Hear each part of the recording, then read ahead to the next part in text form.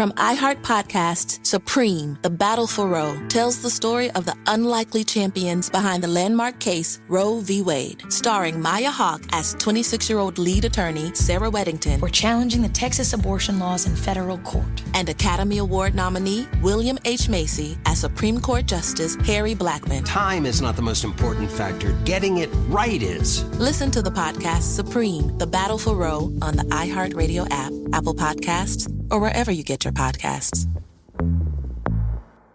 Rose. Fran, how did we make it to the second season of our podcast and we still have all these opinions? Pardon my non-binary vibes, but I'm just like, does it all need to be explained? Pat took the glasses off her face, put them on America, and those are Betty's glasses. That's so Yeah! In our second season, we'll be covering topics like David Lynch, fan fiction, Golden Girls, and Star Wars with guests including Hari Neff, Frankie Grande, Bobby Finger, and Mark Indelicato. Like a Virgin is proud to be a part of the Outspoken Network from iHeart Podcasts. Listen on the iHeartRadio app, Apple Podcasts, or wherever you get your podcasts.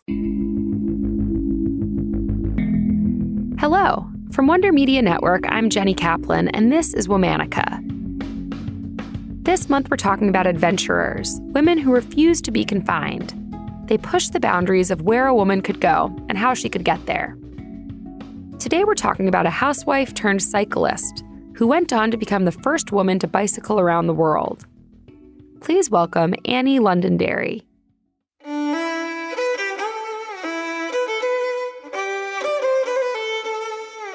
Annie Cohen was born in Latvia to a Jewish family sometime in the 1870s.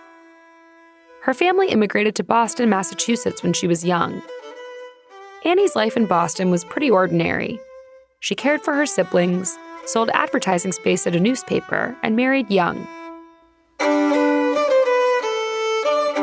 Still, Annie wanted more out of life. She'd say she didn't want to spend life at home with a baby under apron every year. And in 1894, her life would forever change.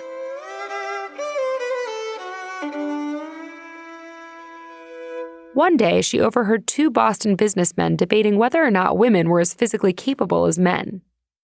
The men then bet her $10,000 if she could ride a bicycle around the world in 15 months. At least, that's the story Annie told.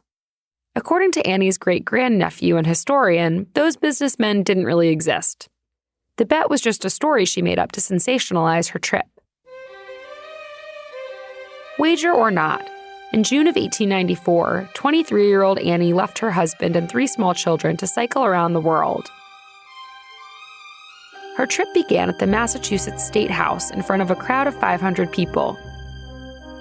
She had photographs taken of her and handbills printed out that explained her journey, that she would sell to fund her trip. She was also given $100 from her sponsor, the Londonderry Lithia Spring Water Company.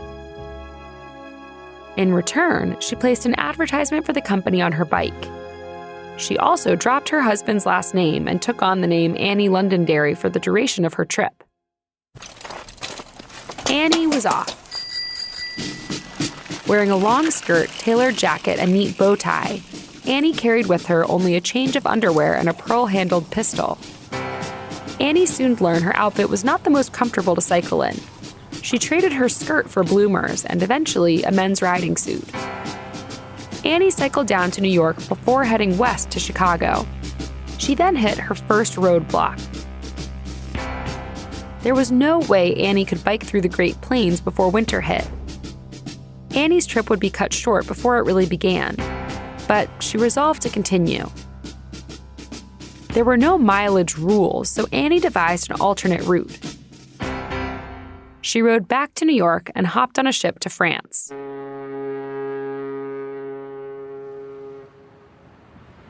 Annie arrived in France in December 1894 and hit her second rough patch. Customs officials impounded her bike, and her money was stolen.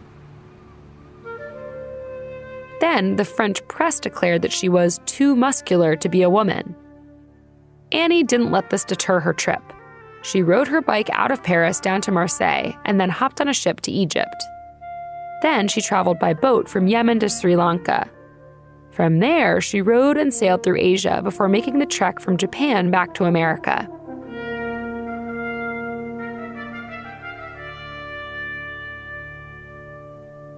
Throughout her journey, Annie told wild stories of her life and adventures. She claimed she was on the front lines of the Sino-Japanese War. She also claimed she had several jobs. She was a lawyer, an accountant, and a newspaper founder. On several occasions, she claimed to be a Harvard medical student. In March of 1895, Annie arrived in San Francisco, California. She'd traveled the globe, but it was here that she hit her toughest hardships. Annie was riding her bike with another cyclist when she was hit by a runaway horse and wagon. Luckily, the two survived and only sustained a few cuts and bruises. Annie, ever the sensationalist, turned the story into a harrowing tale. Her version of events had her knocked unconscious and coughing up blood for days. That was not Annie's only injury. While biking through Iowa, Annie collided with pigs and broke her wrist. Injuries aside, Annie completed her trip to Chicago on September 12, 1895, and collected her $10,000 prize. She completed the journey 14 days ahead of schedule, though the details were highly exaggerated. She didn't technically circumnavigate the globe on a bike. She did it with a bike. A lot of her journey was done by boat. She did, however, cycle thousands of miles. After returning home, Annie's life quieted down again. She and her family moved to New York City.